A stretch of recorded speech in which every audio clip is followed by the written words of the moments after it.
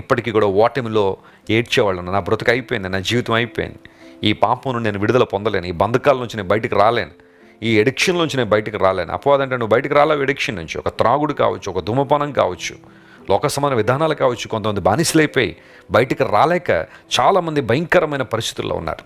నాకు తెలిసిన ఒక సహోదరుడు ప్రతిరోజు త్రాగకుండా నిద్రపోయేవాడు కాదు.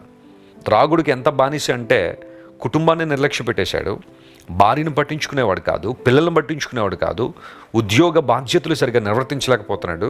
ఎందుకంటే ఆ త్రాగుడు వలన కాన్సన్ట్రేషన్ అంతా పోయింది.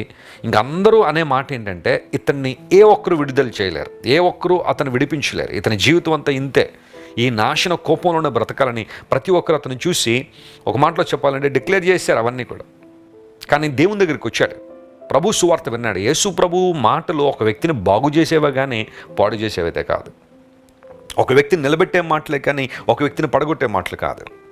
ఎప్పుడైతే ఆ వ్యక్తి తన జీవితాన్ని ప్రభువుకు అప్పగించాడో, దేవుని సన్నిధిలో తన పాపాన్ని ఒప్పుకొని మారుమనసు పొంది రక్షణ పొంది నూతన జన్మానుభవంలోనికి వచ్చాడో, అతని జీవితంలో దేవుడిచ్చిన విజయం ఎంత గొప్పది అంటే ఈరోజు ఆ వ్యక్తి దేవుని కొరకు ఎంత నమ్మకంగా సాక్షిగా నిలబడ్డాడంటే ఎవరైనా త్రాగుబోతులు కనబడినా లేదా వారు ప్రక్కన నిలబడితే ఆ వాసన కూడా అతనికి పడడం లేదు. అంతగా దేవుడు విజయాన్ని ఇచ్చాడు. సాతానుడు అంటాడేమో నువ్వు విజయం సాధించలేవు, ఈ ఓటమిని నువ్వు గట్టెక్కలేవని. క్రీస్తు ప్రభువునందు విజయోత్సాహంతో దేవుడు నేను ఊరేగించాలని కోరుతున్నాడు ఆయన. ఎక్కడైతే నీ తల దించుకున్నావో, ఎక్కడైతే అవమాన భారంతో కృంగిపోతున్నావో, ఎక్కడైతే ఆత్మనూన్యత భావంతో ఏడుస్తున్నావో అక్కడే నీ తలెత్తాలని, నీకు విజయాన్ని ఇవ్వాలని యేసు ప్రభువు ఆశిస్తున్నాడు.